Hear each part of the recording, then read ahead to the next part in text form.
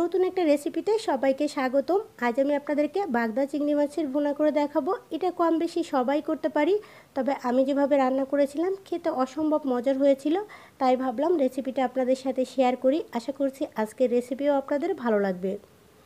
বাগদা চিংড়ি ভুনা করার জন্য এখানে আমি বড় সাইজের 7টা বাগদা চিংড়ি নিয়েছি। আর চিংড়িগুলো কিন্তু আকারে খুবই বড়, কিন্তু ক্যামেরা আমি উপর থেকে ধরেছিলাম, তাই হয়তো এতটা আকৃতি বড় বোঝা যাচ্ছে না। যেহেতু 7টা চিংড়ির ওজনই ছিল প্রায় 700 গ্রামের মতো। তো এবার চিংড়ি মাছগুলো আমি কেটে নিব।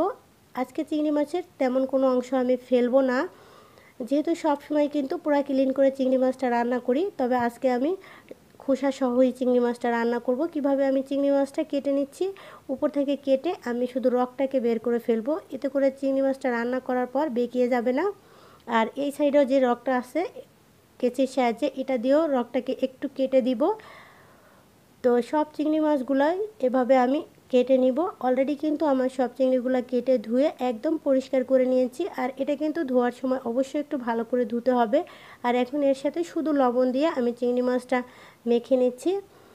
এবার চুলায় প্যানে তেল দিয়ে তেলটা গরম হলে আমি মাছগুলোকে হালকা একটু ভেজে নিব। আমি হলুদটা দেইনি মাছটা ম্যারিনেট করার সময়, কারণ হলুদ দিলে মাছটা ভাজার সময় কালচে একটা কালার চলে আসবে, আর তরকারির কালারটা এত সুন্দর আসে না। তাই তো সব মাছগুলোকে আমি ভেজে এভাবে তুলে নিচ্ছি। এখন অবশ্যই আকৃতিটা একটু বড় বোঝা যাচ্ছে। তো এবার প্যানে আরও দিয়ে দিচ্ছি তেল, আর তেলের সাথে দিয়ে দিচ্ছি হাফ কাপ পরিমাণ পেঁয়াজ কুচি। পেঁয়াজ কুচিটাকে নেড়ে চেড়ে ভেজে নিচ্ছি। একটু ভালো করে ভেজে নিতে হবে। যদি হালকা একটু কালার চলে আসে তার মধ্যে কিন্তু মশলাটা অ্যাড করতে হবে। আর মশলা উপকরণের ভিতরে এখানে দিয়েছি আমি 1 টেবিল চামচ পরিমাণ আদা রসুন বাটা, দিয়েছি সামান্য একটু হলুদ গুঁড়া, লাল মরিচের গুঁড়া, আর দিয়েছি ধনিয়ার গুঁড়া আর জিরার গুঁড়া। হলুদ আর লাল মরিচের গুঁড়াটা একদমই কম দিয়েছি, তাতে করে অতিরিক্ত কালার চলে আসবে। আর সামান্য একটু পানি দিয়ে এর সাথে আমি দিয়ে দিচ্ছি মিডিয়াম সাইজের একটা টমেটো কুচি। এবার একটু নাড়াচাড়া করে মশলাটার সঙ্গে টমেটোটা মিশিয়ে নিয়ে এটাকে ঢেকে রাখছি। আর মশলাটা ঢেকে রাখলে কষানো খুব ভালো হলে তরকারির টেস্টটা অনেক ভালো আসে। তো ঢাকনাটা খুলে নিয়েছি, আর মশলা থেকে কিন্তু সম্পূর্ণ পানি শুকিয়ে তেল ছেড়ে দিয়েছে। এ পর্যায়ে মশলাটাকে চুলার আঁচটা লো হিটে রেখে নাড়াচাড়া করে খুব ভালো করে কষিয়ে নিব, যেন কোনো কাঁচা গন্ধ না থাকে। ঠিক এভাবে যখন মশলাটা কষানো হয়ে যাবে, তেল ছেড়ে দিবে, তখন এখানে অ্যাড করে দিচ্ছি আমি 250 ml পরিমাণ নারকেলের দুধ। এখানে আমি নারকেলের দুধটা দিচ্ছি। আপনারা চাইলে এখানে নারকেলের দুধের পরিবর্তে পানিটাও অ্যাড করতে পারেন, তাতেও টেস্টটা খারাপ আসবে না। তবে নারকেলের দুধটা দিয়ে চিংড়ি মাছটা রান্না করলে এর টেস্টটা অনেক বেশি ভালো আসে। এবার দুধের সঙ্গে মশলাটাকে খুব ভালো করে মিশিয়ে নিচ্ছি, আর অপেক্ষা করছি বলক আসার জন্য। খুব ভালো করে যখন এটা থেকে জাল চলে আসবে, মানে জাল উঠে যাবে, আর একটু ভালো করে জাল দিয়ে তার মধ্যে আমি ভাজা চিংড়িগুলোকে দিয়ে দিচ্ছি। চিংড়ি মাছটা দিয়ে আমি বেশি সময় রান্না করব না, যেহেতু অতিরিক্ত বেশি রান্না করলে চিংড়ি মাছটা কিন্তু শক্ত হয়ে যায়। এবার এর সাথে অ্যাড করছি 4টা কাঁচামরিচ মাঝখান থেকে ভাগ করে, যেহেতু লাল মরিচটা একদমই আমি সামান্য দিয়েছি।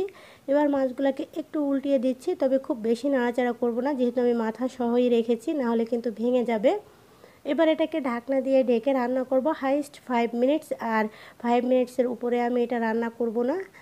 তো 5 মিনিটস পরে আমি ঢাকনাটাকে খুলে নিয়েছি, আর চুলার আঁচটা কিন্তু মিডিয়াম আঁচে ছিল।